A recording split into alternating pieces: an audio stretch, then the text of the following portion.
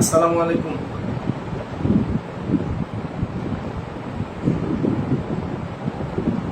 Welcome to Ruhanis accounting.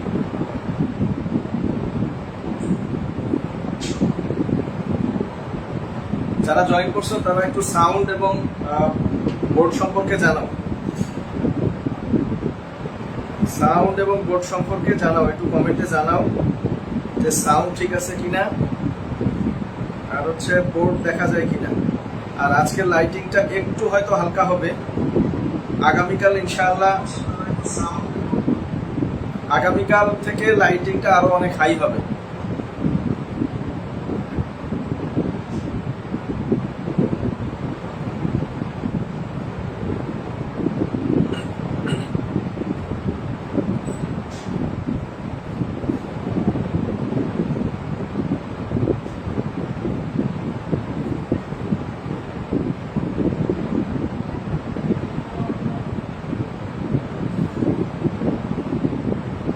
Ashikur Rahman Akash sir, আপনি তো একটু অ্যাক্টিভ আছেন, একটু কমেন্ট করেন যে সাউন্ড ঠিক আছে কিনা আর বোর্ড দেখা যায় কিনা।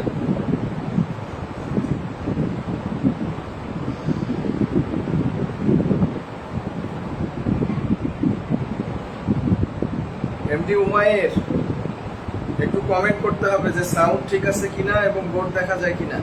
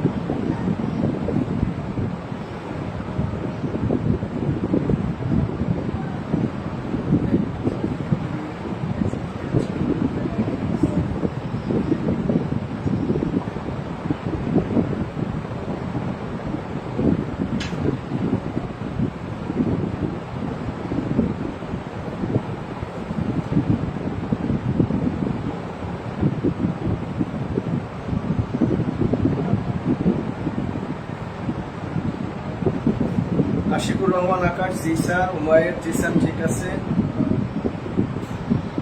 সৌম্য রয়, আদার স্যার সবকিছু ক্লিয়ার আছে। আচ্ছা, থ্যাংক ইউ। আমরা ক্লাসটা শুরু করি।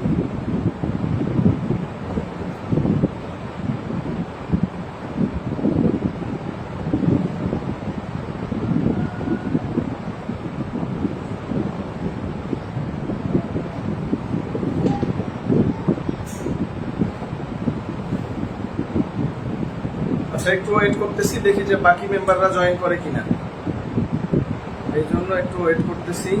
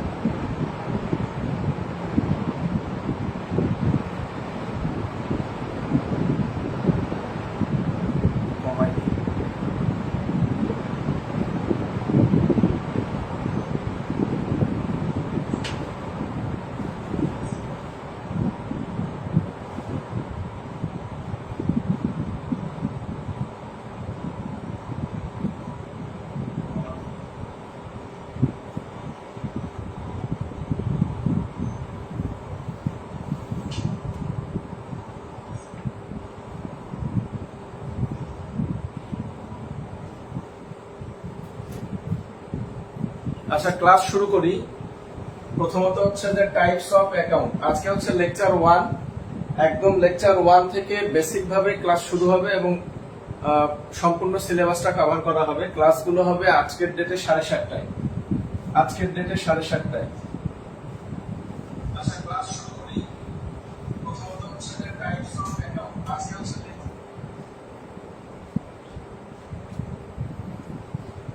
ক্লাসগুলো হবে প্রিন্সিপালস অফ অ্যাকাউন্টিং এর ক্লাস হবে 7:30টায়, আর আগামীকাল 7:30টায় ক্লাস হবে প্রিন্সিপালস অফ ফিনান্সের। আগামীকাল 7:30টা প্রিন্সিপালস অফ ফিনান্সের ক্লাস হবে আগামীকাল 7:30টা। অর্থাৎ এই ক্লাসটা হবে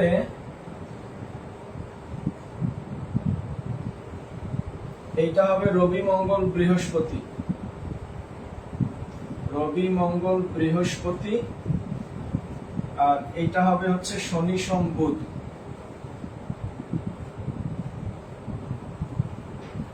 রবি মঙ্গল বৃহস্পতি হবে প্রিন্সিপালস অফ অ্যাকাউন্টিং, আর শনি সোম বুধ 7:30টায় হবে প্রিন্সিপালস অফ ফাইন্যান্স। যাদের ফাইন্যান্স আছে তারা জয়েন করবা এবং ক্লাস করবা। বোর্ডে লেখা দেখতে অসুবিধা হয় কিনা একটু কমেন্ট করে জানাও তো। বোর্ডে লেখা বোঝা যায় কিনা, অসুবিধা হয় কিনা একটু কমেন্ট করে জানাও। সবাই একটু রেসপন্স করবা, না হলে আমার বুঝতে অসুবিধা হবে।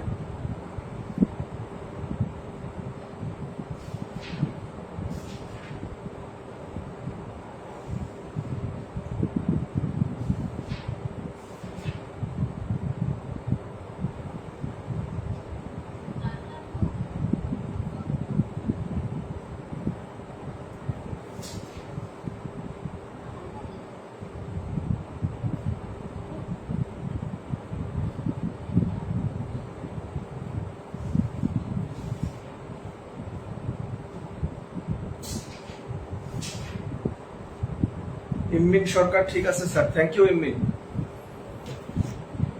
আচ্ছা, তাহলে ক্লাস শুরু করে দেই।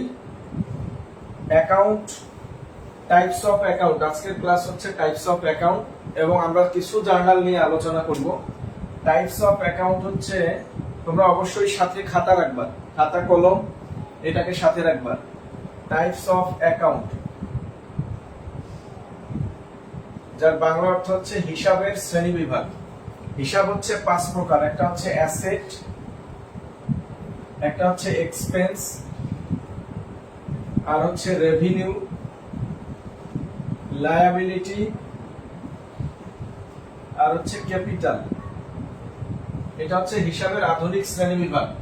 হিসাব হচ্ছে 5 প্রকার। একটা হচ্ছে সম্পদ, খরচ, আয়, দায়, মূলধন। আমরা যদি বাংলায় বলি তাহলে এটা হবে সম্পদ, এটা হবে সম্পদ, এটা হচ্ছে খরচ, এটা হবে আয়, এটা হচ্ছে দায়, এবং এটা হচ্ছে মূলধন। এটা হচ্ছে আমেরিকান অ্যাপ্রোচ। এটা হচ্ছে আধুনিক পদ্ধতি, মডার্ন অ্যাপ্রোচ। মডার্ন অ্যাপ্রোচ অনুযায়ী অ্যাকাউন্ট হচ্ছে 5 প্রকার: সম্পদ, খরচ, আয়, দায়, মূলধন। আধুনিক পদ্ধতিতে হিসাব কত প্রকার? 5 প্রকার: সম্পদ, খরচ, আয়, দায়, মূলধন। এবার আসি, এটা হচ্ছে মডার্ন অ্যাপ্রোচ। এখন as per equation system account হচ্ছে 3 প্রকার। হিসাব সমীকরণ অনুযায়ী 3 প্রকার। একটা হচ্ছে অ্যাসেট, একটা হচ্ছে লায়াবিলিটি, আর একটা হচ্ছে owner's equity. Owner's equity, owner's ইকুইটির মানে হচ্ছে মালিকানা সত্ত্ব। ওনার্স ইকুইটির বাংলা অর্থ হচ্ছে মালিকানা সত্ত্ব। এগুলো একটু খাতায় লিখে ফেলতে হবে। তাহলে আধুনিক পদ্ধতি, এটা হচ্ছে আধুনিক পদ্ধতিতে 5 প্রকার। আধুনিক পদ্ধতি। আর এটা হচ্ছে সমীকরণ ভিত্তিক পদ্ধতি। সমীকরণের ভিত্তিতে। তাহলে আধুনিক পদ্ধতিতে 5 প্রকার, আর সমীকরণ ভিত্তিক পদ্ধতিতে এটা হচ্ছে 3 প্রকার। এগুলো একটু লিখে নিতে হবে। আধুনিক পদ্ধতিতে 5 প্রকার এবং সমীকরণের ভিত্তিতে হচ্ছে 3 প্রকার। আধুনিক পদ্ধতিতে হচ্ছে সম্পদ, খরচ, আয়, দায়, মূলধন, আর সমীকরণের ভিত্তিতে হচ্ছে সম্পত্তি, দায় এবং ওনার্স ইকুইটি, মালিকানা সত্ত্ব। আমি আরো একটু ক্লিয়ার করে লিখে দিচ্ছি, তোমরা অবশ্যই খাতা কলম সাথে রাখবা এবং লিখে নিবা। প্রত্যেকটা বিষয়ই বোর্ডে যা লিখবো লিখে নিবা। আগে প্রকারভেদ আলোচনা করতেছি, তারপর হিসাব নিয়ে আলোচনা হবে যে কোনটা কোন হিসাব। একটা হচ্ছে আধুনিক পদ্ধতিতে,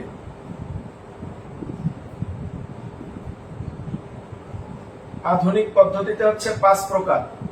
আধুনিক পদ্ধতিতে 5 প্রকার। অ্যাসেট, যার বাংলা অর্থ হচ্ছে সম্পদ। এরপরে হচ্ছে এক্সপেন্স, যার বাংলা অর্থ হচ্ছে খরচ। এরপরে হচ্ছে এটাকে ব্যয়ও বলতে পারি। এরপরে হচ্ছে লায়াবিলিটি, LIABILITY, লায়াবিলিটি, যার বাংলা অর্থ হচ্ছে দায়। রেভিনিউ, রেভিনিউ যার বাংলা অর্থ হচ্ছে আয়।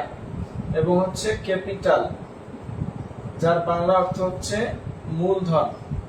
এটা হচ্ছে আধুনিক পদ্ধতি। এবার সমীকরণের পদ্ধতিতে, সমীকরণের ভিত্তিতে, হিসাব সমীকরণের ভিত্তিতে হচ্ছে 3 প্রকার। একটা হচ্ছে অ্যাসেট, আরেকটা হচ্ছে লায়াবিলিটি, আর owner's equity. Owner's equity, owner's equity মানে হচ্ছে মালিকানা সত্ত্ব। ওনার্স ইকুইটি মানে হচ্ছে মালিকানা সত্ত্ব। এই কথাগুলো মনে রাখতে হবে যে দেখো এখানে একটা বিষয় খেয়াল করো যে এই পদ্ধতিতে আছে 5টা, সম্পদ, খরচ, আয়, দায়, মূলধন। আর এই পদ্ধতিতে আছে সম্পদ, দায় এবং মালিকানা সত্ত্ব। তো এই দুটার মধ্যে একটু কম্পেয়ার করার ট্রাই করো। দেখো অ্যাসেট কিন্তু এখানেও আছে, এখানেও আছে। লায়াবিলিটি এখানেও আছে, এখানেও আছে। তাহলে নাই কি কি দেখো, রেভিনিউ, এক্সপেন্স, ক্যাপিটাল। ক্যাপিটাল এখানে ওনার্স ইকুইটিকেই আমরা বলতে পারি। তো এই যে মালিকানা সত্ত্ব বলতেছি, এটা আমি একটু মুছে দিলাম বাংলাটা। তাহলে এই মালিকানা সত্ত্বের উপাদান কি কি? মালিকানা সত্ত্বের উপাদান হচ্ছে ক্যাপিটাল। মালিকানা সত্ত্বের উপাদান হচ্ছে ক্যাপিটাল, রেভিনিউ। লক্ষ্য করো আধুনিক পদ্ধতিতে কয় প্রকার? 5টা। একটা হচ্ছে সম্পদ, খরচ, আয়, দায়, মূলধন। এখন সমীকরণের ভিত্তিতে 3টা, সম্পদ, দায় এবং মালিকানা সত্ত্ব। দেখো সম্পদ কিন্তু এই পদ্ধতিতেও আছে এবং এই পদ্ধতিতেও আছে। আবার দায়ের কথা চিন্তা করো, এই পদ্ধতিতেও আছে, এই পদ্ধতিতেও আছে। এখন এই যে ক্যাপিটাল, রেভিনিউ এবং এক্সপেন্স বাকি থাকলো, এই ক্যাপিটাল, রেভিনিউ, এক্সপেন্স হচ্ছে ওনার্স ইকুইটি এর উপাদান। কার উপাদান? ওনার্স ইকুইটি এর উপাদান। কি কি? Capital, revenue, expense. এর বাহিরে আরেকটা আছে, কন্ট্রা ওনার্স ইকুইটি বলা হয়, সেটা হচ্ছে ড্রয়িং, যার বাংলা অর্থ হচ্ছে উত্তোলন। ড্রয়িং যার বাংলা অর্থ হচ্ছে উত্তোলন। এই জিনিসগুলো তোমাদের লাগবে, আমি একটু পরে যখন অঙ্ক আলোচনা করব তখন কিন্তু লাগবে। অথবা for identifying types of account, এই জায়গায় কিন্তু লাগবে যে কোনটা কি। আমি আবার বলছি, দেখো আধুনিক পদ্ধতিতে হিসাব কয় প্রকার? 5 প্রকার। সম্পদ, খরচ, আয়, দায়, মূলধন। আর সমীকরণের ভিত্তিতে হিসাব হচ্ছে 3 প্রকার, সম্পদ, দায় এবং মালিকানা সত্ত্ব। তাহলে ওখানে ছিল 5টা, এখানে হচ্ছে 3টা। সমস্যা কয়টাতে থাকলো? 2টা। একটা হচ্ছে এক্সপেন্স আর একটা হচ্ছে রেভিনিউ। তাহলে এক্সপেন্স, রেভিনিউ এবং ক্যাপিটাল, এইগুলোকে আমরা সমীকরণের ভিত্তিতে বলবো ওনার্স ইকুইটি। কি বলবো? সমীকরণের ভিত্তিতে ওনার্স ইকুইটি। সাথে আরেকটা হচ্ছে ড্রয়িং। মনে রাখতে হবে মূলধনের দ্বারা ওনার্স ইকুইটি বৃদ্ধি পায়। কেউ যদি একটা কারবারে বিনিয়োগ করে টাকা, তার মানে ওই কারবারে তার অধিকারটা কি হয়? বেড়ে যায়। এই জন্য আমরা বলবো ক্যাপিটাল কি করে? ওনার্স ইকুইটি ইনক্রিজ করে। আয় হলে লাভের পরিমাণ বাড়ে, তাহলে লাভ যত বেশি হবে টাকাটা কে নেবে? মালিক নেবে। যেহেতু মালিক নেবে,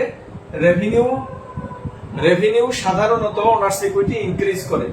এক্সপেন্স হচ্ছে ওনার্স ইকুইটি ডিক্রিজ করে এবং ড্রয়িং ওনার্স ইকুইটি ডিক্রিজ করে। দেখো এখানে 4টা উপাদান আছে, ক্যাপিটাল, রেভিনিউ, এক্সপেন্স, ড্রয়িং। কয়টা উপাদান আছে? 4টা। Capital, revenue, expense, drawing. এগুলো সব কিসের উপাদান? ওনার্স ইকুইটির উপাদান। এগুলো হচ্ছে ওনার্স ইকুইটির উপাদান। কি কি বললাম? Capital, revenue, expense, drawing. Capital, revenue, expense, drawing কিসের উপাদান? ওনার্স ইকুইটির উপাদান। তাহলে আমি আবার বলছি যে আধুনিক পদ্ধতিতে অ্যাকাউন্ট হচ্ছে 5 প্রকার, সম্পদ, খরচ, আয়, দায়, মূলধন। আর সমীকরণের ভিত্তিতে অ্যাকাউন্ট বা হিসাব হচ্ছে তিন প্রকার। সম্পদ, এটা হচ্ছে 1 নাম্বার সম্পদ, এটা হচ্ছে 2 নাম্বার দায়, এবং এটা হচ্ছে 3 নাম্বার মালিকানা সত্ত্ব। এই হচ্ছে তিনটা প্রকার ভেদ। ইকুয়েশনটা হচ্ছে আমরা ইকুয়েশন বলবো হচ্ছে A সমান L plus OE, assets equal liabilities plus owners equity.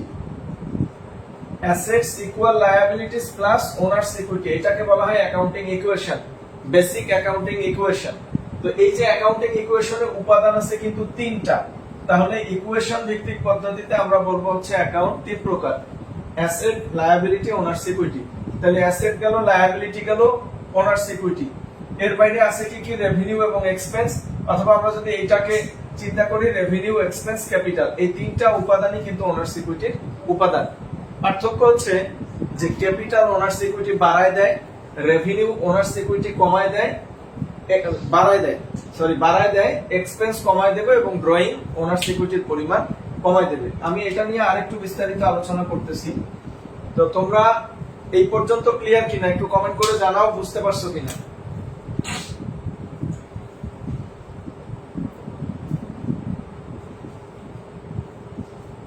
একটু রেসপন্স করতে হবে, হ্যাঁ একটু দ্রুত রেসপন্স করতে হবে, খালি ক্লাস করলেই হবে না।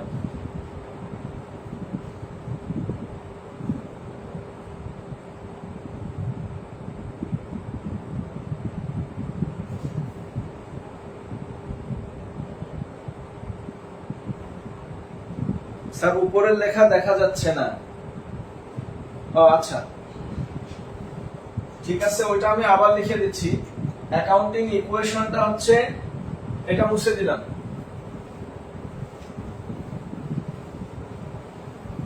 অ্যাকাউন্টিং ইকুয়েশনটা হচ্ছে অ্যাসেট সমান লায়াবিলিটি প্লাস ওনার্স ইকুইটি, এটা হচ্ছে অ্যাকাউন্টিং ইকুয়েশন।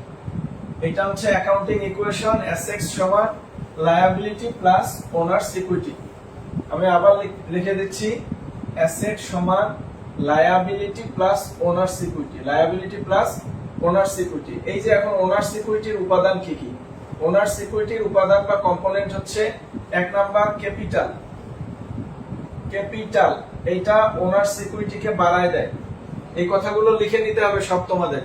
2 নাম্বার হচ্ছে রেভিনিউ,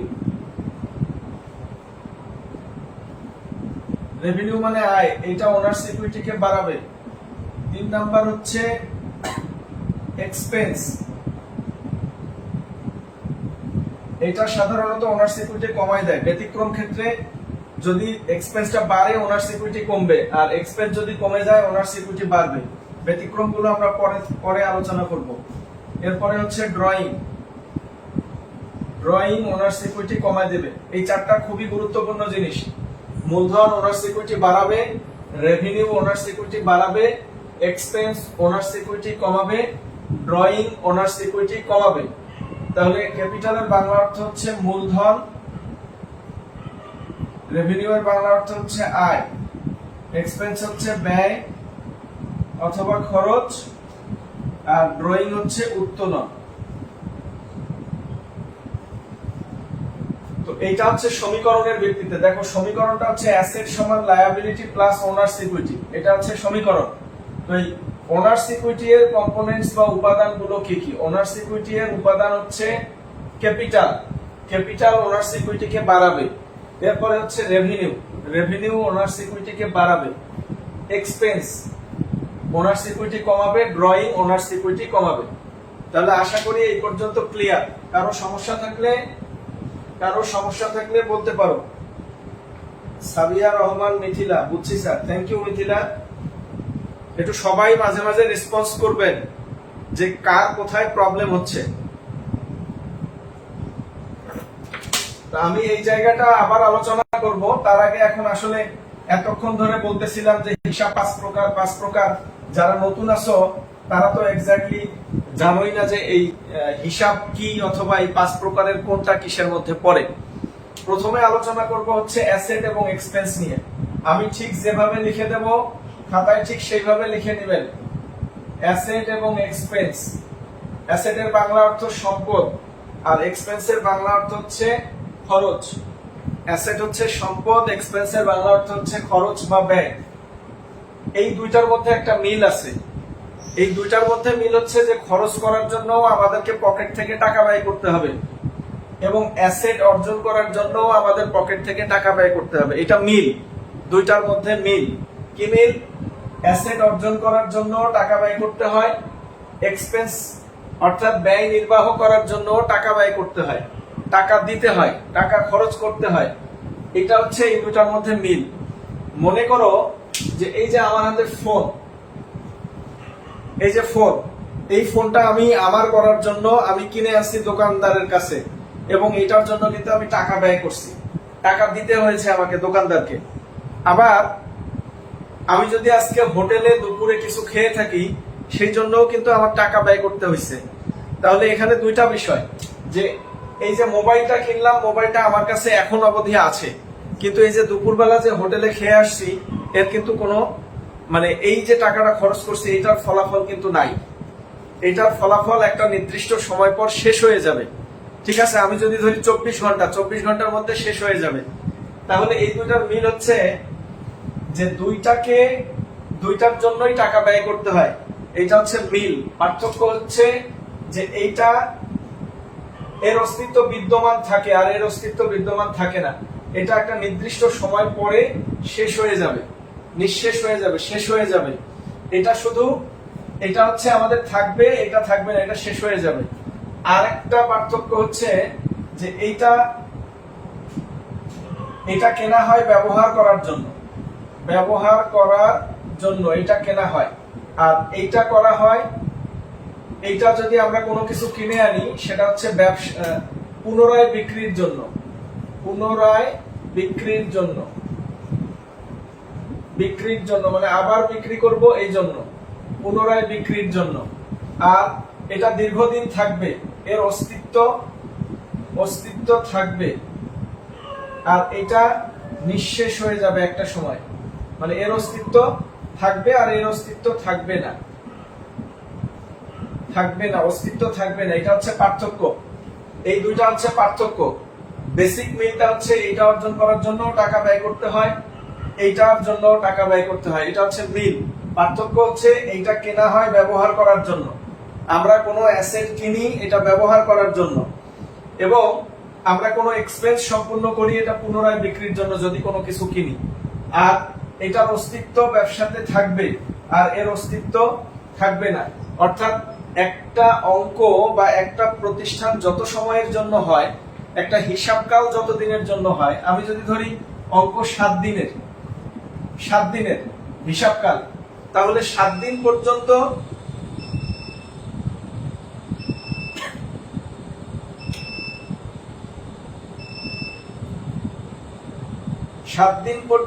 যেটা থাকবে, 7 দিন পর্যন্ত যেটা থাকবে সেটা হচ্ছে সম্পদ। আর 7 দিনের মধ্যে 7 দিন, এই যে এই সময়ের মধ্যে যেটা শেষ হবে না, যার অস্তিত্ব শেষ হবে না, সেটা হচ্ছে সম্পদ। আর যেটা শেষ হয়ে যাবে সেটা হচ্ছে খরচ। যেটা শেষ হবে না, যার অস্তিত্ব থাকবে, যেটা বিদ্যমান থাকবে, অথবা যেটা কেনা হবে ব্যবহারের জন্য, সেটা হবে সম্পদ। আর যেটা এর মধ্যেই নিঃশেষিত হয়ে যাবে, শেষ হয়ে যাবে, ইউজড হয়ে যাবে, এক্সপায়ার হয়ে যাবে, তখন সেটা হচ্ছে আমাদের জন্য খরচ। তাহলে কিছু ওয়ার্ড দেখা যাবে যে আমরা পাবো। যদি বলি ইউজড, তার মানে আমরা বুঝবো এক্সপেন্স, ইউজড। যদি বলি এক্সপায়ার, মানে ব্যবহার হয়ে গেছে। আর যদি বলি আনইউজড, যদি বলি অন হ্যান্ড, যদি বলি আনএক্সপায়ার, যদি বলি প্রিপেইড, যদি বলি অ্যাডভান্স। আর এখানে ইউজ মানে ব্যবহার হওয়া, তারপরে এক্সপায়ার মানেও হচ্ছে ব্যবহার হওয়া। তো এই শব্দগুলো থাকলে আনইউজড মানে কি? ব্যবহার করা হয় নাই, তার মানে আমাদের হাতে আছে, তাহলে আমরা বুঝবো সম্পদ। যদি বলি অন হ্যান্ড মানে হাতে আছে, তাহলে আমরা বুঝবো সম্পদ। আনএক্সপায়ার মানে অতিবাহিত হয় নাই, তখন আমরা বুঝবো হচ্ছে এটা সম্পদ। যদি বলি প্রিপেইড, অগ্রিম অবস্থায় আছে, তার মানে একটা নির্দিষ্ট সময় পর্যন্ত শেষ হয় নাই, আরো এর অস্তিত্ব আছে, তখন আমরা সেটাকে বলবো সম্পদ। অ্যাডভান্স মানে হচ্ছে অগ্রিম, এটাও আমার জন্য সম্পদ। ইউজড মানে ব্যবহার করা, তখন সেটা খরচ। এক্সপায়ার মানে অতিবাহিত হওয়া, আমাদের জন্য এটা খরচ। যদি বলি এক্সহস্টেড তখন সেটা খরচ, যদি বলি আনএক্সহস্টেড তখন সেটা হচ্ছে সম্পদ। তো আরো কিছু উদাহরণ দিলে ভালো বুঝতে পারবা তোমরা।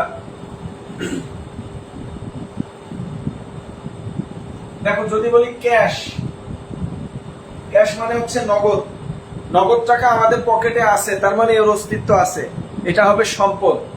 যদি বলি ব্যাংক, ব্যাংকে আমাদের টাকা আছে, এটা হচ্ছে আমাদের সম্পদ। যদি বলি মার্চেন্ডাইজ, ইনভেন্টরি, এর বাংলা অর্থ হচ্ছে মজুদ পণ্য, মজুদ পণ্য, মার্চেন্ডাইজ ইনভেন্টরি, এটা আমাদের জন্য সম্পদ। যদি বলি অ্যাকাউন্টস রিসিভেবল,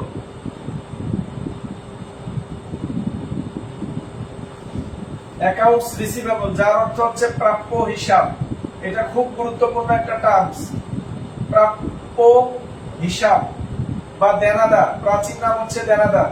যদি বলি নোটস রিসিভেবল, এটার আরেকটা নাম হচ্ছে বিলস রিসিভেবল। আমি লিখতেছি না, নোটস রিসিভেবল বা বিলস রিসিভেবল, নোটস রিসিভেবল বা বিলস রিসিভেবল, তাহলে এটা আমার জন্য সম্পদ। এরপরে যদি এক্সপেন্স থাকে,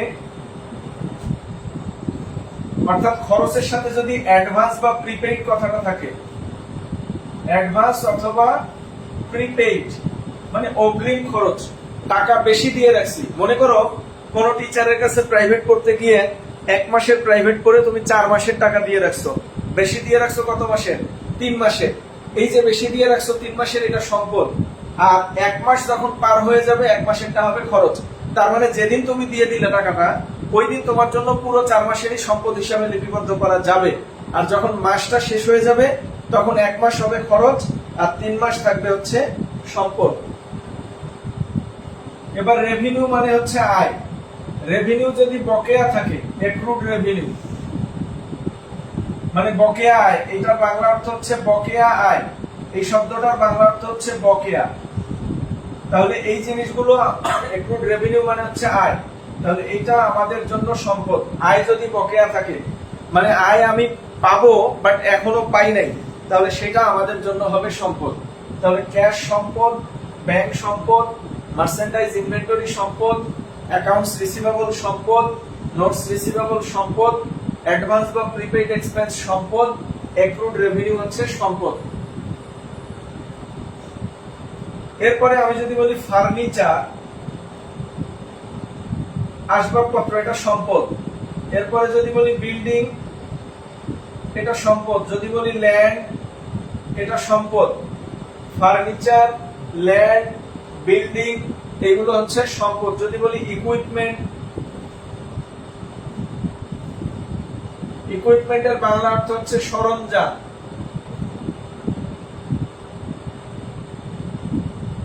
এটা হচ্ছে সম্পদ। যদি বলি কম্পিউটার, চেয়ার, টেবিল, এই যে ফার্নিচার লিখে দিছি, এই জিনিসগুলো আমাদের জন্য সম্পদ।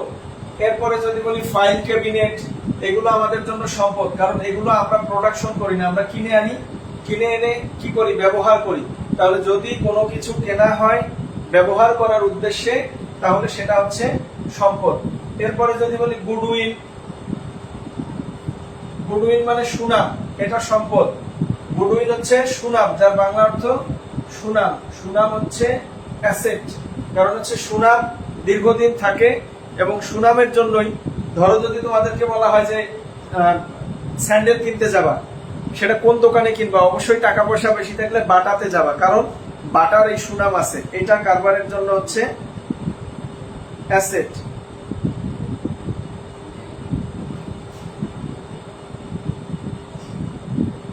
আচ্ছা, এরপরে যদি বলি প্যাটেন্ট, প্যাটেন্ট, ট্রেডমার্ক,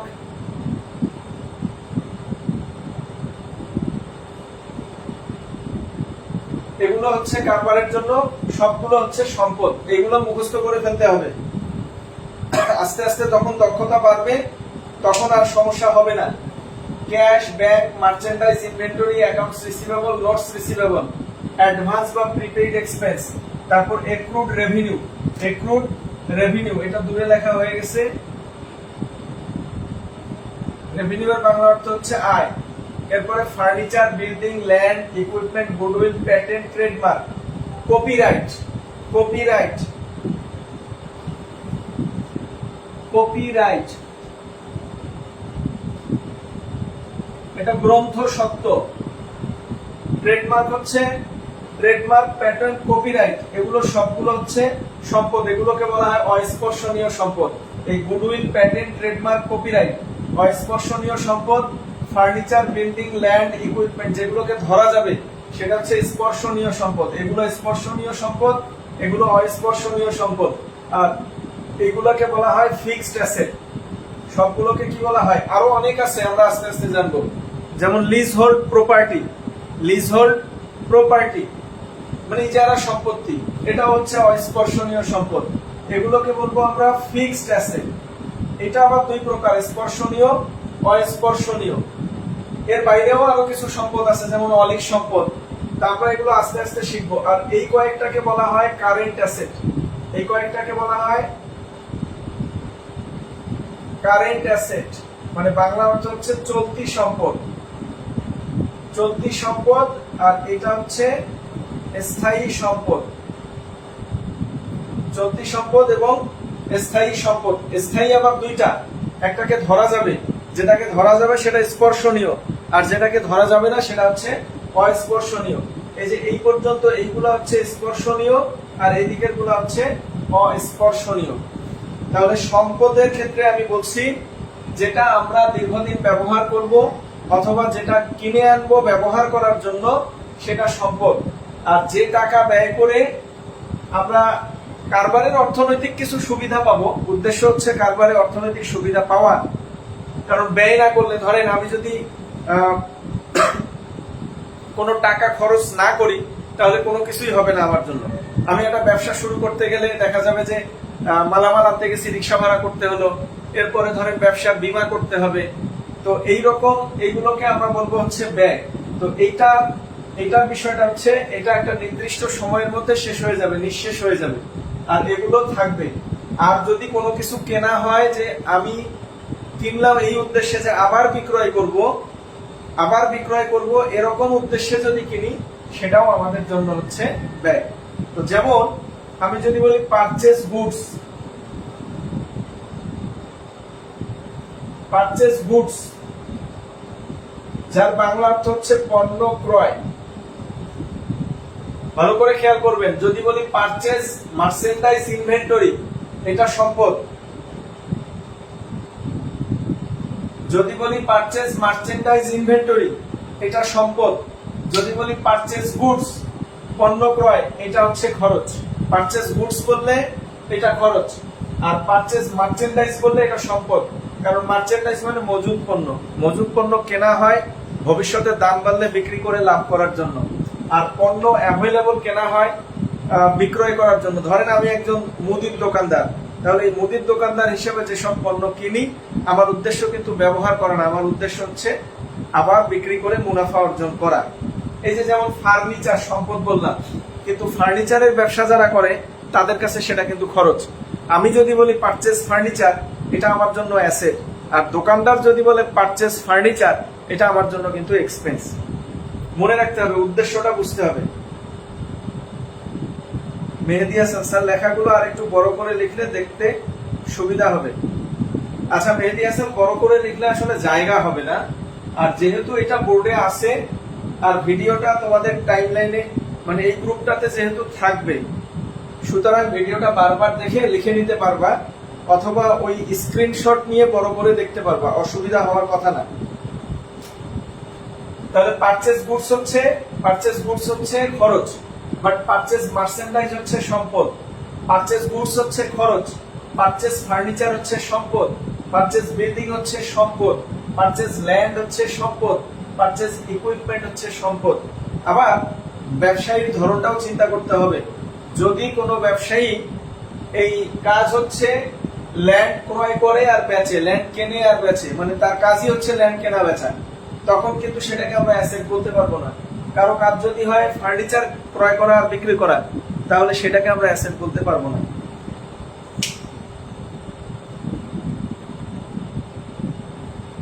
যেমন আমার হাতের মোবাইল এটা আমার জন্য সম্পদ, কিন্তু মোবাইলের শোরুমে অনেক দামি দামি অনেক মোবাইল থাকে, সেটা কিন্তু তাদের জন্য খরচ। এগুলো ভালো করে মনে রাখতে হবে। এরপরে যদি বলি রেন্ট মানে ভাড়া, rent expense,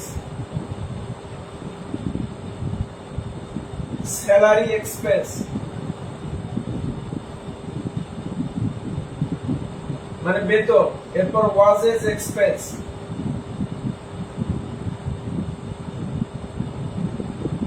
insurance expense,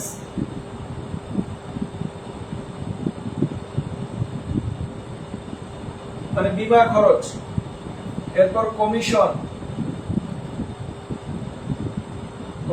expense, এরপরে অ্যাডভার্টাইজমেন্ট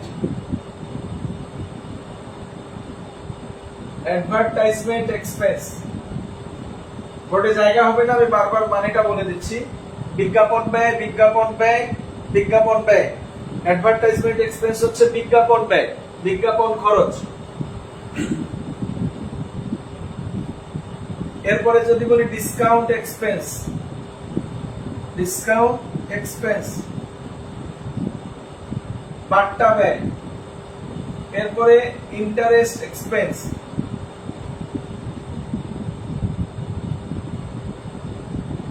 ইন্টারেস্ট মানে সুদ। এরপরে যদি বলি ব্যাড ডেটস, এটার বাংলা অর্থ অনাদায়ী দেনা বা অনাদায়ী পাওনা। আরো একটা নাম আছে কুড়ি, অনাদায়ী দেনা, পাওনা, কুড়ি। তাহলে purchase, rent, salary, wages, insurance, commission, advertisement expense, discount expense, interest expense, bad debts expense. অনাদায়ী দেনা, পাওনা বা কুড়ি, পাওনা টাকা যেটা আদায় হয় না সেটাকে বলা হয় ব্যাড ডেটস। এরপরে ইউটিলিটি এক্সপেন্স, যার বাংলা অর্থ হচ্ছে উপযোগ ব্যয় বা উপযোগ খরচ। এরপরে অ্যাপ্রেন্টিসশিপ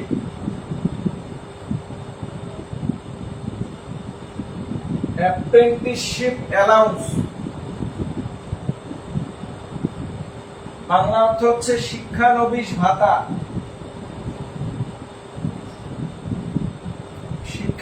ভাতা। শিক্ষার্থী থাকা অবস্থায় যে টাকা ব্যয় করতে হয়, ধরেন স্কুলে পড়েন, বেতন দেন, শিক্ষার্থী থাকা অবস্থায় যে ব্যয়টা হয় সেটাকে বলা হয় শিক্ষানবিশ ভাতা। এটা হচ্ছে আমাদের জন্য এক্সপেন্স। এরপরে যদি বলি ডেপ্রিসিয়েশন,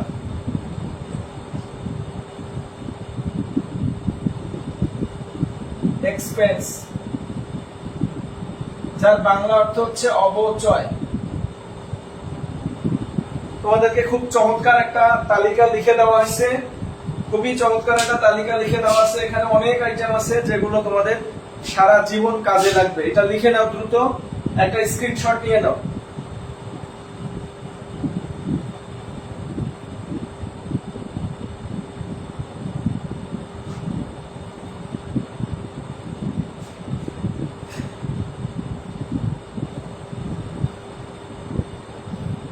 এগুলো খাতায় লিখে ফেলবা, খুবই চমৎকার একটা তালিকা দেয়া আছে। এটা আজীবন কাজে লাগবে তোমাদের। এই অ্যাকাউন্টিং যতদিন কিছু ছাড়বে না ততদিন উপকার হবে।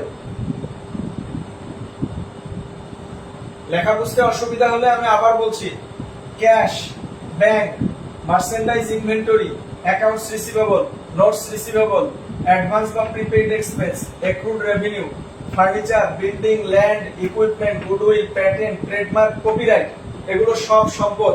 সম্পদের অনেক প্রকারভেদ আছে। উল্লেখযোগ্য হচ্ছে চলতি সম্পদ, এইগুলোকে বলা হয় চলতি সম্পদ। স্থায়ী সম্পদ, এইগুলো হচ্ছে স্থায়ী সম্পদ। এই স্থায়ী সম্পদকে দুই ভাগে ভাগ করা হয়, ট্যানজিবল, ইনট্যানজিবল। আরো ভাগ আছে, আমি আজকে এইসব আলোচনা করব না। ট্যানজিবল, ইনট্যানজিবল, দৃশ্যমান, অদৃশ্যমান, দেখা যাবে আর দেখা যাবে না। তাহলে এই যে এগুলোকে দেখো যে সবগুলোকে দেখা যায় আর এগুলো দেখা যায় না, এটা হচ্ছে দৃশ্যমান বা স্পর্শনীয়, এটা অদৃশ্যমান বা অস্পর্শনীয়। স্পর্শনীয় বা দৃশ্যমান দেখা যাবে, আর এটা হচ্ছে অস্পর্শনীয়, দেখা যাবে না। এগুলো হচ্ছে ফিক্সড অ্যাসেট। তাহলে আমি যদি কোশ্চেন করি যে গুডউইল কোন ধরনের asset, answer will be fixed asset. যদি বলি prepaid expense what types of asset, answer will be current asset. এখন একটা পার্থক্য খেয়াল করো যে এই যে স্যালারি এক্সপেন্স, এটা কিন্তু এক্সপেন্স। যদি বলা হয় প্রিপেইড স্যালারি, অর্থাৎ যত এক্সপেন্স আছে তার সাথে যদি প্রিপেইড বা অ্যাডভান্স কথাটা বলা থাকে তখন সেটা অ্যাসেট। এই যে যতগুলো এক্সপেন্স লিখছি এইগুলোর সাথে যদি অ্যাডভান্স বা প্রিপেইড কথাটা বলা থাকে তাহলে সেটা কি হবে, অ্যাসেট হবে। ক্লিয়ার? আর এটা হচ্ছে purchase goods, rent expense, salary expense, wedges expense, insurance expense, commission expense, advertisement expense, discount expense, interest expense, bad debts expense, utility expense, apprenticeship allowance, depreciation expense. এগুলা সবগুলাই হচ্ছে কি, এগুলো সবগুলোই কি খরচ। এই লিস্টটা খাতায় নোট ডাউন করে ফেলো অথবা স্ক্রিনশটটা নিয়ে নাও। মেহেদী হাসান, শিক্ষানবিশ ভাতা এবং স্যালামি কি একই জিনিস? না স্যার, একই জিনিস না। শিক্ষানবিশ ভাতাটা হচ্ছে খরচ আর শিক্ষানবিশ স্যালামি আয়। আমি এখনো ওই জায়গায় যাই নাই, এই জন্য আলোচনা করি নাই, একটু পরেই ওখানে যাব। এই দুইটা বক্সে কারো কোনো কমপ্লেইন আছে কিনা, বুঝতে অসুবিধা আছে কিনা এটা একটু কমেন্ট করে জানাও। প্রত্যেককে কমেন্ট করতে দেখতে চাই, সবাই কমেন্ট করে জানাবা তোমাদের রেসপন্সটা। সবাই একটু কমেন্ট করে জানাও যে ক্লিয়ার কিনা।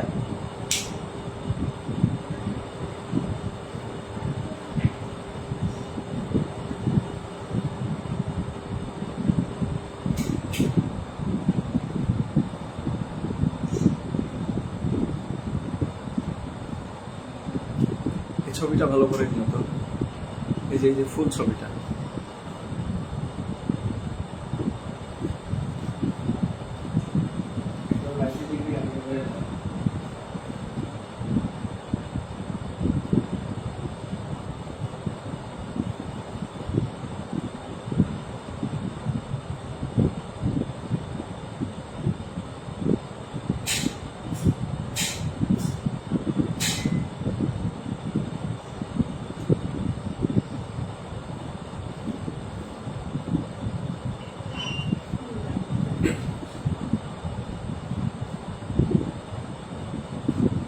এখন যারা আজকে ফার্স্ট ক্লাস করতেছো তারা হয়তো ভাবতেছো যে এরকম বকর বকর মার্কা ক্লাস করে লাভ কি। তোমার জীবনে সব থেকে বেশি কাজে লাগবে আজকের ক্লাসটাই। এই বকর বকর করার ক্লাসটাই তোমার জীবনের সব থেকে বেশি কাজে লাগবে। একটা জিনিস খেয়াল করো, তোমার সাবজেক্টের নাম কিন্তু অ্যাকাউন্টিং।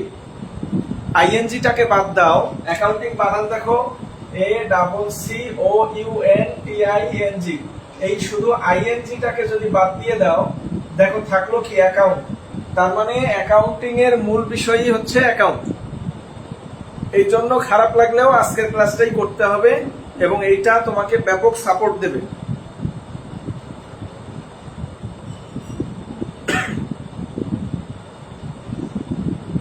সাবিহা রহমান মিথিলা, স্যার এই চ্যাপ্টারের নাম কি? স্যার এই চ্যাপ্টারের নাম আমরা আসলে জার্নাল এন্ড ইকুয়েশন করব। হ্যাঁ, রিভিউ অফ অ্যাকাউন্টিং প্রসেস আমরা জার্নাল এবং ইকুয়েশন করব। জার্নাল এবং ইকুয়েশনটাই হচ্ছে অ্যাকাউন্টিং এর বেসিক। এইটার জন্য আমরা অ্যাকাউন্ট আগে শিখতে হবে আমাদেরকে। হিসাব মানে হিসাব কত প্রকার, কি কি, কোনটা কোন হিসাব, এই জায়গাটা আগে খুব ভালো করে শিখতে হবে। সেই জায়গাটা নিয়েই আমি কাজ করতেছি। একদম সহজ কথাই বলি, আমি যদি তোমাকে সরাসরি অঙ্ক করাই দেই তুমি বুঝবা না। আমাকে শুরুতে 2টা বা 3টা লেকচার তোমার বেসিক নিয়ে কাজ করতে হবে। আমি সেই কাজটাই করতেছি।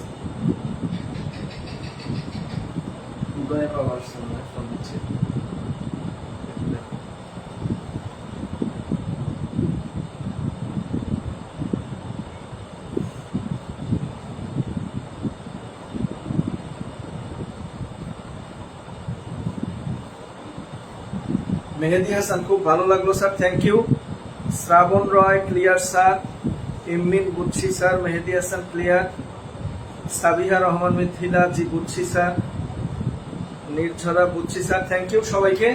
তাহলে এতক্ষণ পর্যন্ত যে ক্লাস নিলাম মূল সামারি হচ্ছে এগুলো খাতায় লিখতে হবে, এবং তুমি পুরো অ্যাকাউন্টিং বই যখন করবা দেখবা বারবার এই নামগুলো আসবে, এই কথাগুলো আসবে বারবার। এই জন্য এটাকে ভালো করে নোট ডাউন করে ফেলবা। এখন আসো আমরা পরের বিষয়টাতে যাব।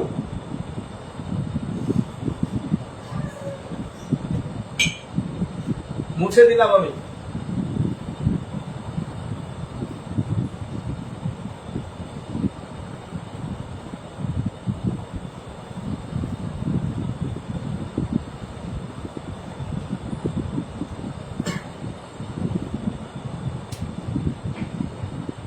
লায়াবিলিটি, আগে রেভিনিউ আলোচনা করি। রেভিনিউ, রেভিনিউ বা ইনকাম,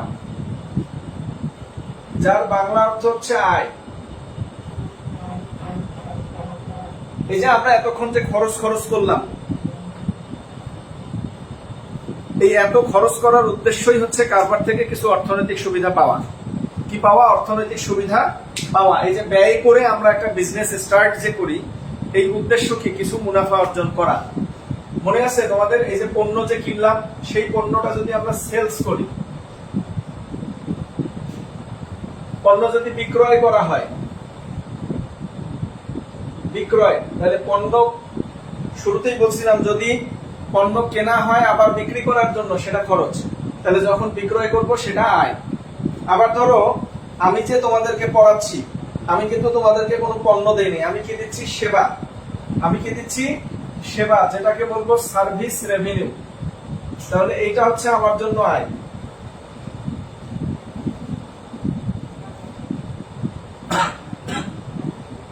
সার্ভিস রেভিনিউ, যার বাংলা অর্থ হচ্ছে সেবা আয়। সেবা আয়, এটা আমার জন্য আয়। এবার যদি বলি ইন্টারেস্ট রেভিনিউ, এখন সুদ যে সব সময় দেব তাও তো না, এটা হচ্ছে সুদ আয়। মনে করো আমার বাপের অনেক টাকা, টাকা ব্যাংকে রাখলাম, ব্যাংক এক্ষেত্রে সুদ নেবে না, আমাকে সুদ দেবে। তাহলে সুদ যদি আমি দেই সেটা খরচ, আর যদি আমি সুদ নেই তখন সেটা আমার জন্য হবে আয়। এরকম যদি বলি কমিশন রেভিনিউ,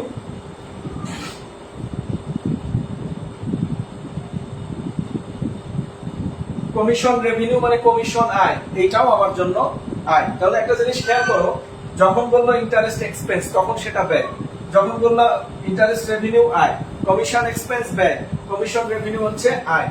এরপরে একটা উল্লেখযোগ্য বিষয় হচ্ছে অ্যাপ্রেন্টিসশিপ, অ্যাপ্রেন্টিসশিপ প্রিমিয়াম। মেহেদী হাসান একটু আগে এই প্রশ্নটা করছিল, প্রিমিয়াম, এটা হচ্ছে শিক্ষানবিশ, শিক্ষানবিশ স্যালারি। তো শিক্ষার্থী থাকা অবস্থায় আমরা যেটা ব্যয় করি সেটা হচ্ছে শিক্ষানবিশ ভাতা, আর শিক্ষার্থী থাকা অবস্থায় আমরা যেটা পাবো সেটা হচ্ছে শিক্ষানবিশ স্যালারি। শিক্ষানবিশ স্যালারি হচ্ছে প্রতিষ্ঠানের জন্য আয়। যেমন ধরো কেউ যদি সিএ ফার্মে লেখাপড়া করে, সিএ ফার্ম থেকে তাদেরকে একটা মাসিক ভাতা দেওয়া হয়, তো এই যে সিএ ফার্ম যেটা দেবে সেটা হচ্ছে ভাতা, শিক্ষানবিশ ভাতা, এটা হচ্ছে ব্যয়। আর ওই যে স্টুডেন্টরা গ্রহণ করবে এটাকে বলা হবে হচ্ছে শিক্ষানবিশ স্যালারি। এটা হচ্ছে স্টুডেন্টদের জন্য আয়, কিন্তু প্রতিষ্ঠানের জন্য হচ্ছে ব্যয়। এইগুলো হচ্ছে আয়। এটা অনেকটা স্ক্রিনশট নিয়ে নিবা, অথবা খুব ভালো হয় খাতায় লিখে ফেলো। এই টার্মস গুলোই তোমার বারবার আসবে, বারবার আসবে এই টার্মস গুলোই, এটা লিখে দাও। আয় নিয়ে কারো কোনো কোশ্চিন আছে কিনা? এই ক্লাস করার সময় তোমাদের একটা অভ্যাস বাড়াতে হবে, সেটা হচ্ছে কমেন্ট করা, কোশ্চিন করা। আর একটা ভালো নিউজ হচ্ছে শুক্রবার করে ক্লাসগুলো হবে জুমে, জুমে এরকম লাইভেই ক্লাস হবে জুম, তখন তোমরা ডিরেক্ট কোশ্চিন করতে পারবা। আর এখন শুক্রবার বাদে বাকি দিনগুলোতে কোশ্চিনটা করতে হবে হচ্ছে কমেন্টস বক্সে। আর ক্লাস শেষ করার পরে আমি 5 মিনিট সময় দেব, কারো কোনো অসুবিধা থাকলে আমাকে ফোন করে সরাসরি বলবা এই জায়গাটা বোঝো নাই। 5 মিনিট সময় দেব ক্লাস শেষ করার পরে। তো এইটা তোমরা বলো, একটু কমেন্ট করে বলো যে কোনো কোশ্চিন আছে কিনা আয় নিয়ে।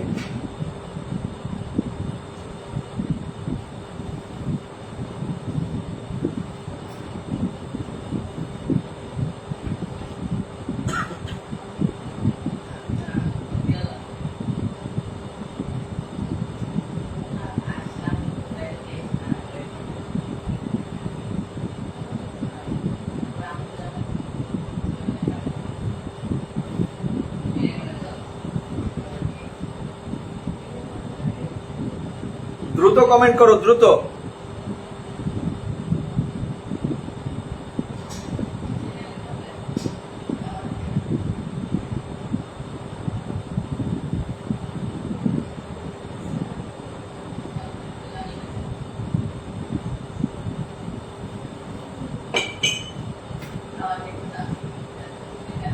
মেহেদি হাসানকে আজকে খুব অ্যাক্টিভ দেখা যাচ্ছে। Thank you Mehedi Hasan. খালি অ্যাক্টিভ থাকলেই হবে না, এই জিনিসগুলো লিখে রাখবা সুন্দর করে। সাবিহা রহমান মিথিলা, না স্যার। তারপর মেহেদি হাসান, না স্যার। সালফিনা বর্ণালী, বুঝতেছি sir. Thank you Barnali class করার জন্য। এটা মুছে দিলাম।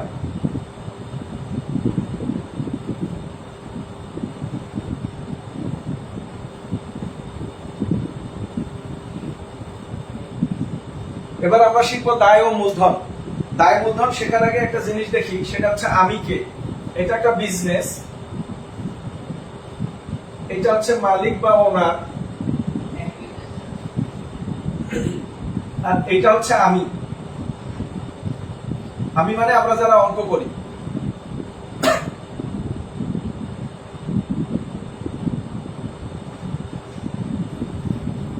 তো আমার কাজ হচ্ছে আমি মালিক কর্তৃক নিয়োগকৃত একজন প্রতিনিধি।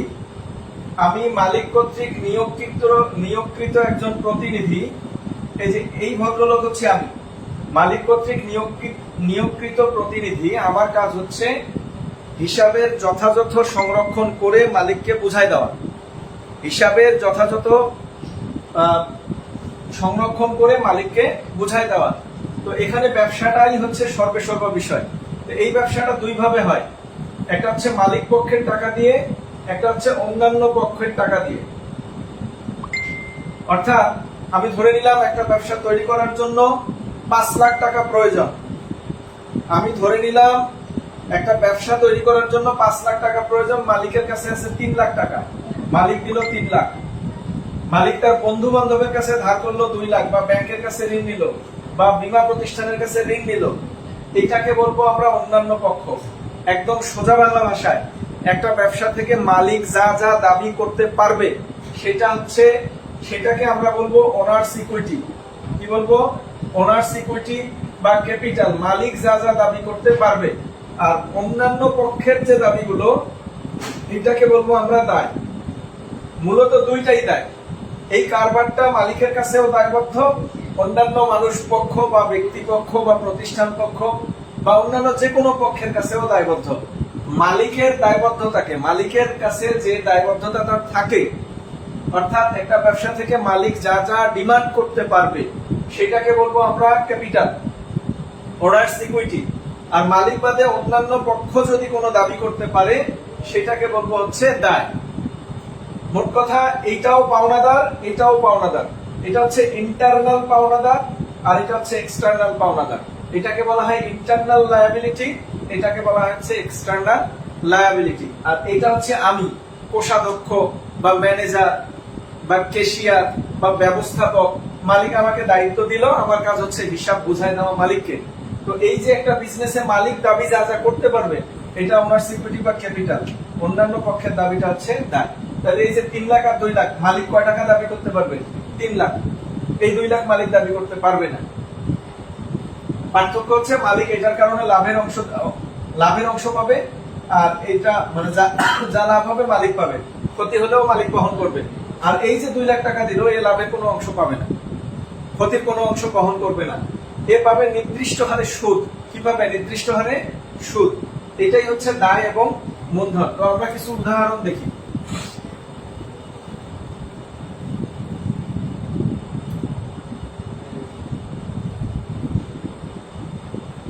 লায়াবিলিটি আর হচ্ছে ওনার্স ইকুইটি। লায়াবিলিটি যদি বলি, bank overdraft. Bank overdraft. Over মানে অতিরিক্ত, ড্রাফট মানে জমা। ব্যাংক ওভারড্রাফট মানে ব্যাংক জমার অতিরিক্ত। ব্যাংক ওভারড্রাফট মানে কি? ব্যাংক জমার অতিরিক্ত, মানে যত জমা রাখছি তার থেকে বেশি তুলে আসছি। তার মানে ব্যাংক ওই ব্যবসা থেকে দাবি করতে পারবে, এজন্য এটাকে আমরা বলবো দায়। অ্যাকাউন্টস পেয়াবল বা ক্রেডিটর। ক্রেডিটর এটার বাংলা অর্থ হচ্ছে প্রদেয় হিসাব বা পাওনাদার। প্রাচীন নাম পাওনাদার, আধুনিক নাম প্রদেয় হিসাব। একটু আগে পড়ছিলাম আমরা অ্যাকাউন্টস রিসিভেবল, তার মানে যদি আমি কারো কাছে পাই। আর এখন বললাম অ্যাকাউন্টস পেয়াবল, আমার কাছ থেকে পাই। তাহলে মানুষ, অন্য কোনো মানুষ কারবার থেকে পায়, তাহলে এটা আমাদের জন্য দায়। এবার যদি বলি নোটস পেয়াবল, প্রদেয় নোট, এটার আরেকটা নাম আছে বিলস পেয়াবল। প্রদেয় বিল অর্থাৎ যে বিলের টাকা অন্যান্য কেউ আমার কাছ থেকে দাবি করতে পারবে, এটাকে বলবে নোটস পেয়াবল বা বিলস পেয়াবল। এরপর আনআর্নড, আনআর্নড রেভিনিউ, অনুপার্জিত আয়। এটা একটা দায়। অনুপার্জিত আয় কি? আমি টাকা নিয়ে যদি কাজ করে না দেই, তোমাদের কাছে ধরো বেতন আমি অ্যাডভান্স নিয়ে নিলাম, এই যে অনলাইনে যারা আছে অ্যাডভান্স পেমেন্ট করে দিল, কিন্তু আমি তো এখনো তাদেরকে পূর্ণাঙ্গ সেবাটা দিতে পারি নাই। তো এই জন্য এটা আমার আনআর্নড রেভিনিউ। আয়, অনুপার্জিত আয় বা অগ্রিম আয়, মানে আমি কাজটা করে দেব, এই চুক্তিতে টাকা নিয়ে নিছি, এখনো কাজ করে দেই নাই, সেটাকে বলা হবে অনুপার্জিত আয়। তো এটা আমাদের জন্য হচ্ছে দায়।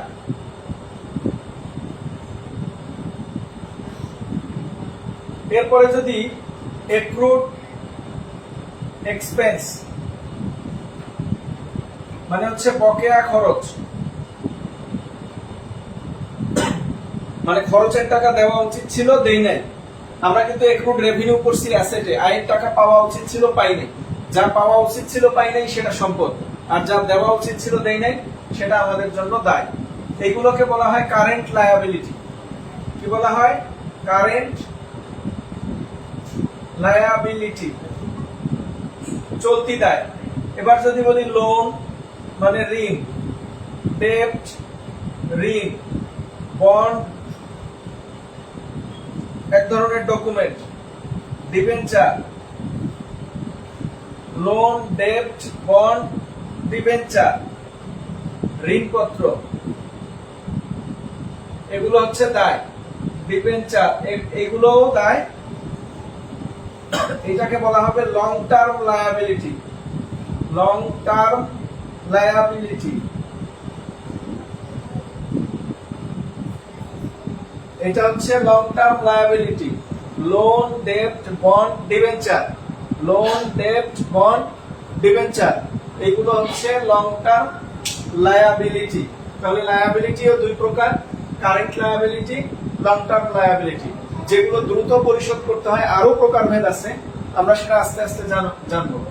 যেগুলো দ্রুত পরিশোধ করতে হয় কারেন্ট লায়াবিলিটি, যেগুলো দীর্ঘদিন সময় নিয়ে পরিশোধ করা যায় এটা হচ্ছে long term liability.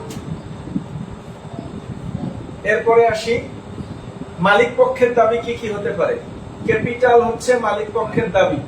Additional capital, additional capital এটা হচ্ছে মালিক পক্ষের দাবি, মানে মূলধন, অতিরিক্ত মূলধন, এগুলো কার? মালিকের।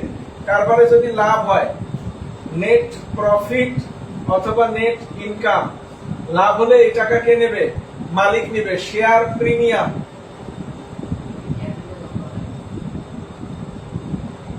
যার বাংলা অর্থ হচ্ছে শেয়ার অধিহার, শেয়ার অধিহার, শেয়ার প্রিমিয়াম। এরপরে জেনারেল রিজার্ভ, মানে হচ্ছে সাধারণ সঞ্চিতি, এগুলো সবগুলো মালিক দাবি করতে পারবে। এইগুলোকে আমরা বলবো হচ্ছে মালিকানা সত্ত্ব। আমার মোটামুটি হিসাবের প্রকারভেদ করানো শেষ। তো এগুলো খুব ভালো করে তুলে নিবা, লিখে নিবা, স্ক্রিনশট নিয়ে নাও, অথবা বারবার ভিডিও দেখবা, এটা খুবই প্রয়োজনীয় জিনিস।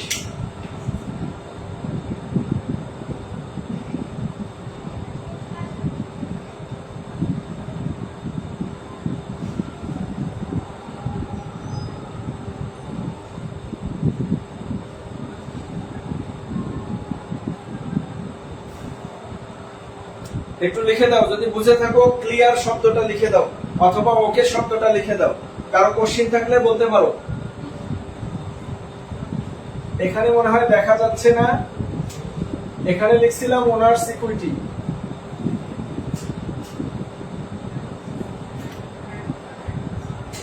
এই সবগুলো হচ্ছে ওনার্স ইকুইটি, সবগুলো।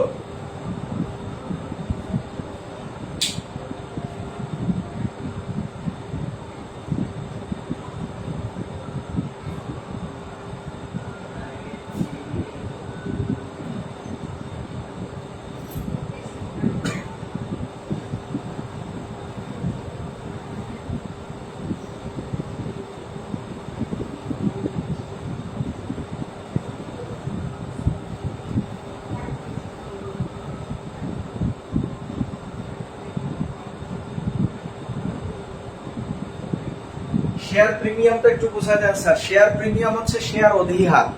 শেয়ার অধিহার, মনে করেন 10 টাকার শেয়ার আপনি 12 টাকা দরে বিক্রয় করলেন, 10 টাকার শেয়ার 12 টাকা দরে বিক্রয় করলেন, এই যে অতিরিক্ত 2 টাকা করে লাভ হলো, এই লাভটা আপনি নিতে পারবেন না, পারবে হচ্ছে আপনার কারবারের মালিক। এই জন্য এটা মালিকানা সত্ত্ব। আর কোনো কোশ্চেন থাকলে বলেন।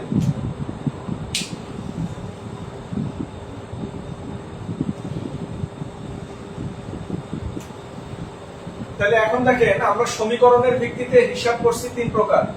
একটা হচ্ছে অ্যাসেট, লায়াবিলিটি, আর একটা হচ্ছে ওনার্স ইকুইটি, তাই না? Asset, liability, owners equity. তাহলে ধরেন যদি আপনাকে কেউ কোশ্চেন করে ফার্নিচার কোন অ্যাকাউন্ট, তাহলে আপনি বলবেন অ্যাসেট। যদি বলে অ্যাকাউন্ট পেয়েবল কোন অ্যাকাউন্ট, তোমরা বলবে হচ্ছে লায়াবিলিটি। যদি বলে অ্যাকাউন্ট রিসিভেবল কোন হিসাব, তোমরা বলবা অ্যাসেট। যদি বলে রেন্ট এক্সপেন্স কোন হিসাব, যদি আধুনিক পদ্ধতিতে হয় তোমরা বলবা এক্সপেন্স। আর ওনার্স ইকুইটির উপাদান কয়টা? Capital, revenue, expense, drawing.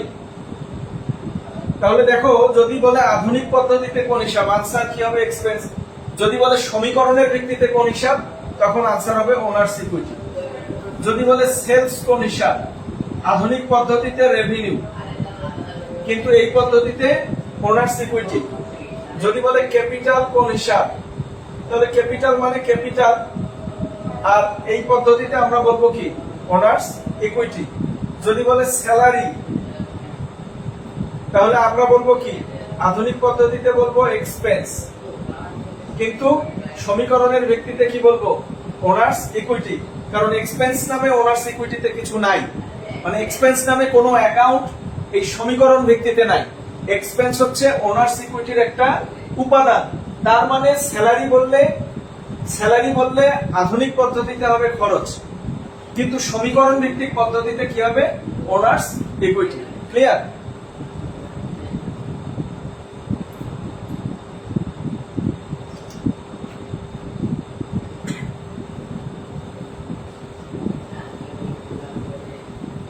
এইবার আসবো আমরা সূত্র। অঙ্কের সূত্র কি? মনে রাখতে হবে অ্যাসেট এবং এক্সপেন্স, এই দুইটা যদি বৃদ্ধি পায় তাহলে সেটা হবে ডেবিট, আর যদি কমে যায় তাহলে সেটা হবে ক্রেডিট। অ্যাসেট ইনক্রিজ হলে ডেবিট, ডিক্রিজ হলে ক্রেডিট। এক্সপেন্স ইনক্রিজ হলে ডেবিট, ডিক্রিজ হলে ক্রেডিট। এখানে 4টা সূত্র আছে। সম্পদ বাড়লে ডেবিট হবে, সম্পদ কমলে ক্রেডিট হবে। খরচ বাড়লে ডেবিট হবে, খরচ কমলে ক্রেডিট হবে। মুখস্থ করে ফেলতে হবে। যেমন ফার্নিচার কিনে আনলাম, ডেবিট ক্রেডিট কি? একটা লেনদেন থেকে, লেনদেনে অবশ্যই 2টা পক্ষ থাকে, একটা ডেবিট পক্ষ, একটা ক্রেডিট পক্ষ। এটা জাস্ট হিসাবের বাম দিক বোঝায়, আর এটা দ্বারা ডান দিক বোঝায়। এটা হচ্ছে ডেবিট আর্ম শব্দ থেকে আসছে, এটা ক্রেডিট আর্ম শব্দ থেকে আসছে। আমাদের কাজটা হলো একটা লেনদেনে ডেবিট এবং ক্রেডিটকে খুঁজে বের করা, কোনটা ডেবিট হবে কোনটা ক্রেডিট হবে।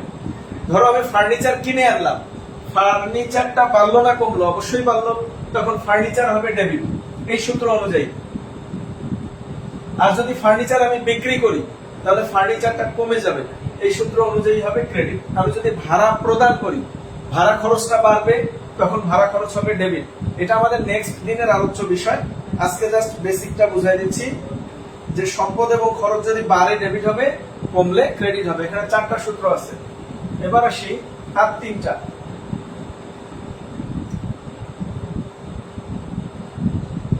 রেভিনিউ, লায়াবিলিটি, ক্যাপিটাল যদি বাড়ে তাহলে ক্রেডিট হবে, আর যদি কমে যায়, যদি ডিক্রিজ হয় তাহলে ডেবিট হবে।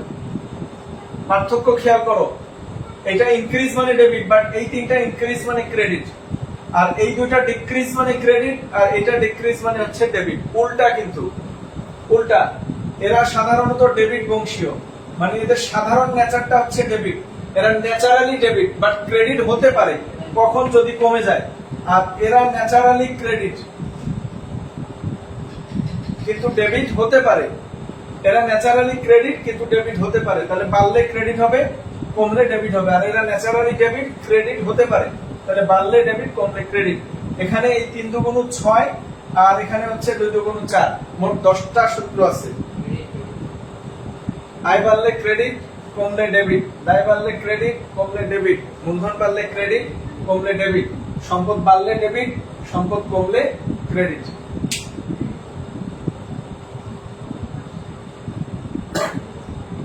আচ্ছা, এই জায়গাটা বুঝছো কিনা? আমরা আগামী দিন ডেবিট ক্রেডিট নির্ণয় করা শিখবো। আজকে জাস্ট ফর্মুলা, এটাকে গোল্ডেন রুল বলা হয়, এই মানে হিসাব বিজ্ঞানের স্বর্ণ সূত্র, যদিও সেটা প্রাচীন পদ্ধতি বেসিক্যালি। তো যাই হোক, আমরা এটা হচ্ছে অ্যাকাউন্টিং এর ফর্মুলা, যে সম্পদ খরচ বাড়লে ডেবিট হয়, কমলে ক্রেডিট হয়, আয় দায় মূলধন বাড়লে ক্রেডিট, কমলে হচ্ছে ডেবিট। কোনো কোশ্চেন থাকলে বলো। ক্লিয়ার কিনা? দ্রুত কমেন্ট করো, আমার ক্লাস শেষ। মোটামুটি 1 ঘন্টা 9 মিনিট ক্লাস হলো।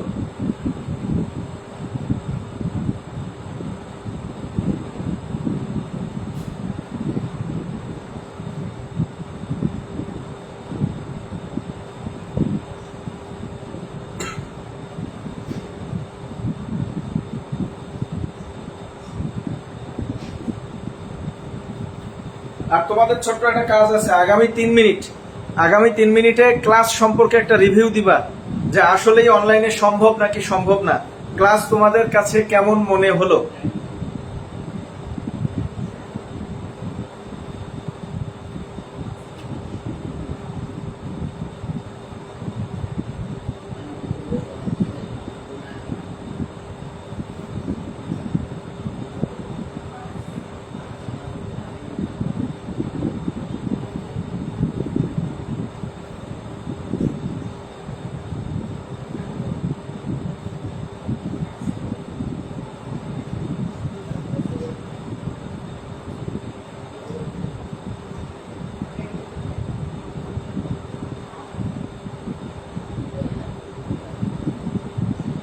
খুব দ্রুত একটু কমেন্ট করো, ক্লাস সম্পর্কে রিভিউ দাও, ক্লাস কেমন মনে হলো এবং আসলে অনলাইনে সম্ভব কিনা, বুঝতে পারতেছো কিনা।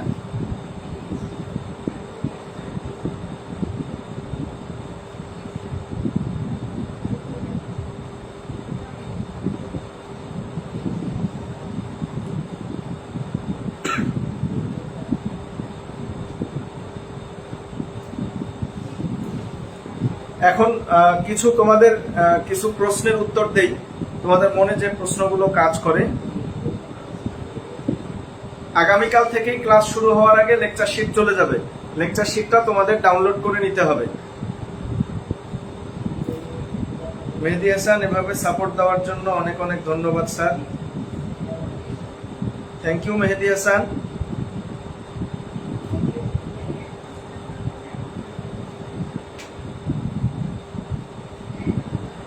সৌম্য রয়, আমরা আসি স্যার, আপনি আপনার অনলাইন জার্নি শুরু করেন।